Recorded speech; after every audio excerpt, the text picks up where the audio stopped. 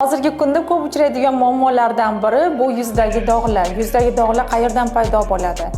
Asosan quyosh ta'sirida, ichki organlar kasalliklari yoki gormonal o'zgarishlar va yuzdagi husnbuzarlar, ya'ni aknedan keyin qoladigan dog'lar. Quyosh ta'sirida ko'pgina ayollarimiz yoki erkaklarimiz SPF siz, ya'ni quyoshdan saqlaydigan kremlarsiz yurishadi. Bu juda ham noto'g'ri. Teriga ultrafiolet nurlarini juda ham katta zarari bor. Ya'ni terida giperpigmentatsiya paydo bo'lishiga sabab bo'ladi.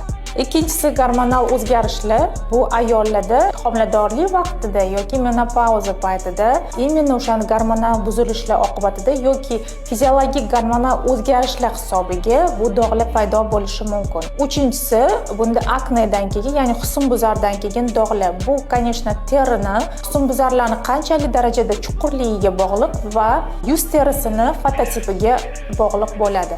Ma'lumot qiziqarli bo'lgan bo'lsa, sahifamga obuna bo'lishni unutmang.